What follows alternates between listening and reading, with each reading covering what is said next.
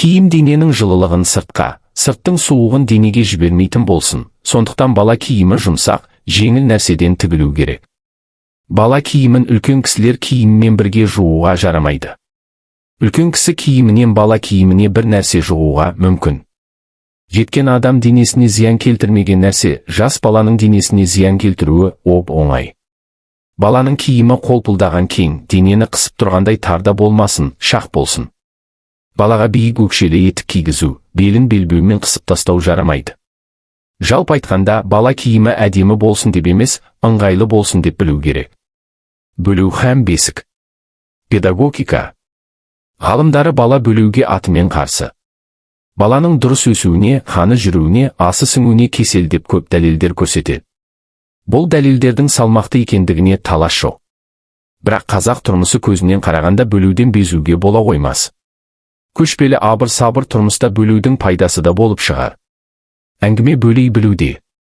Тас қылып бөліп тастасаң, қанын тоқтатпақ түгіл, жанын да шығарып аларсың.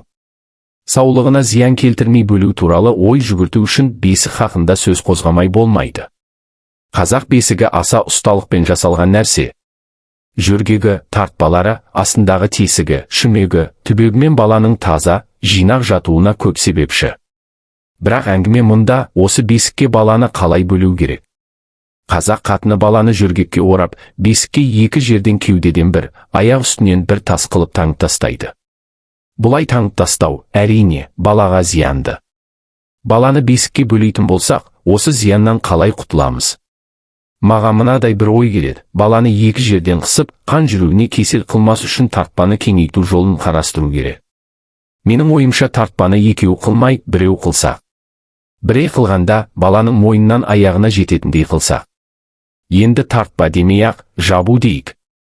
Жабу бесіктің бір жағына, айталық, 6-7 баумен байланған болса, баланы жөргегімен орап, төсегіне салып, әлгі жабуды жаппай жауып, бесіктің екінші жағынан алып келіп, тағы 6-7 баумен байласа. Міне, осындай жабумен таңылса, қысу бар денеге тегіс түскендіктен, аса зиянды болмас еді. Бұл бір тәжірибе көрмеген ой. Мүмкін, қате болуға. Мен үшін емес, баласын дұрыс тәрбие қылу үшін, атана осы ойды бір тәжірибе қылып көрсе, игі болар еді. Баланы бесікке бөлуді мақұлдадық. Қалай бөлу туралы да ой жүгірттік. Енді тербетуге келейік. Күн батып барады. Үй іші қара көлеңке. Қыс болса, сасық үңгірдің ішінде терезе аталған тесіктерден суық жел азынап кіріп, аш аңдай ұлып тұр.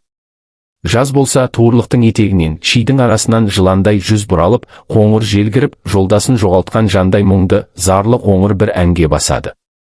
Үйдің бір босағасында бесік тұр. Ішінде бөлеулі бала жатыр. Жылап-жылап шаршаған. Енді айғай салып жылауға шамасы жоқ. Әлсіз ғана ыңыранады. Бесік жанында баланың анасы жоқ. Әлдеқайда кеткен. Мал жайлап, шаруа қылып жүрме. Әлде көрші үйдің қатынымен басын шұлғи-шұлғи бір қысыр кеңесте отырма. Кім білсін, бесік жанында көзі көрдей сұп-сұр бір кемпір отыр. Құрысқан қолы бесіктің арқалығында. Салмақпен бесікті тербетеді. Бала ыңыранады, жел күңіренеді, кемпір де күңіренеді. Әлди, ақ бөпем, ақ бесікке жат бөпем. Жылама, бөпем, жылама, жілік шағып берейін. Байқұтанның құйрығын жіпке тағып берейін. Әлди, әй. Деп күңіренеді кемпір. Кемпірде талу жоқ. Тербетеді, күңіренеді, тербетеді. Баланың ыңылы баяулап келеді. Басылды, бала ұйықтады. Кемпір күңіренеді. Болмаса сол кеште, бос үйде бесіктің жанына жас баланың 7 жасар апасын отырғыз. Жел жылайды, бесіктегі 1 жасарда жылайды. Жанында отырған 7 жасарда жылайды. Бос үйде дауыс шығарып, қорқуын азайту үшін бесікті тарсылдатып тұрып тербетеді. Әлде не уақытта бала ұйықтайды. Бесік жанында өксігін баса алмай апасы әлі отыр. Не болмаса, мынадай картинаны көз алдыңа алып кел. Түн бала бесікте бөлеулі жатыр. Жанындағы төсектегі шешесі қалың көрпені жамылып шырт ұйқыда. Қарны ашты ма, тоңды ма, төсегі тынышсыз болды ма, бір мезгілде бала оянып жылайды. Бастап ақырын жылайды. Елеңде қылған ана жоқ. Дауысты молайтыңқырайды, оянған ана жоқ. Шырпыры шығып, пырылдап, шегі түйіліп жылайды. Ыңырана түсіп шеше оянады. Бастап тербетіп ақырын қозғайды. Оған бала уанбайды. Тұрмадың деп ашуланғандай айқайын үдете түседі. Үй ішінде жел долданады, шеше де долданады. Өй, көгала келсін, шешек шықсын дейді шеше. Тарс тұрс тербетеді. Баланың айғайын бесіктің тарсылы жеңеді. Әлде не уақытта бала ұйықтайды. Баласын күбірлеп қарғай қорылдап ұйқыға кетеді шеше. Әрине, қазақ қатынның көбі мұндай емес қой. Бірақ көбі осындай десек, аса адаспаймыз. Пысық, сергек, бала қадірін білетін аналардан мына сөзіме кешірім сұраймын. Жә, күңірене баланың әжесі ұйықтайды. Жылай бала ұйықтайды. Қарғай баланы ана ұйықтатады. Баланың осы ұйқысы сау ұйқы ма? Шын ұйқы ма? Жоқ. Бұл дұрыс ұйқы емес. Бұл ұйықтау емес, шайқап баланың басын айналдырып, естен тандыру. Тербетіп ұйықтату, баланы талдырып ұйықтату деген сөз. Тербетіп ұйықтатылған бала ұйықтап жатқан жоқ. Талып жатыр. Өзіңді бір нәрсеге тас қылып таңып тұрып, ерсіл, қарсыл шайқап тербетіп талдырып тастаса, жақсы болар ма? Қазақ әйелі. Балаңда қасың болмаса, тербетпе баланы. Бесік баланың жататын орны. Естен тандырып талдыратын орны емес. Осыны ұғыну керек, ұғу керек. Ұйқысы тыныш болу үшін баланы көзді шағылыстыратын жарығы жоқ, құлақты жаратын айғайы жоқ жерде ұйықтату керек. Әспес кенет айқай болмасын. Баланың тыныш ұйықтауына себеп болатын бір нәрсе баланы белгілі бір уақытта ұйықтату. Және баланы жаратылыстың өзі ұйқы үшін белгілеген уақытында, яғни түнде ұйықтату керек. Баланы түнде ұзақ ояу отырғызу дұрыс емес. Баланы тамақ берісімен ұйықтату тіпті жөнге келмейді. Ұйқысы тынышсыз болады, һәм саулыққа зиян.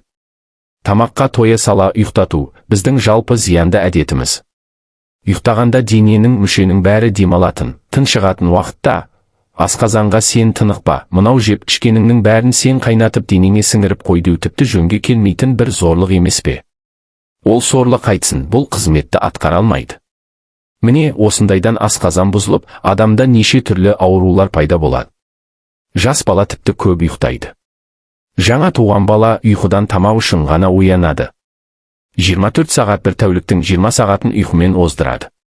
Бала жарты жас шамасында әжептәуір уақыт ояу отырады. Әйткенмен де 2 жасқа қарағанша ояуынан ұйқысы көп болады. 2-3 жасар бала күндіз 1-3 сағат, түнде 9-12 сағат, 4-5 жасар бала күндіз сирек ұйықтағанымен түнде 10-11 сағат ұйықтайды. 6-7 жасар бала 8-10 сағат, 12-13 жасар бала 8-9 сағат ұйықтайды. Жеткен адамға 6-7 сағаттан артық ұйқы дұрыс емес.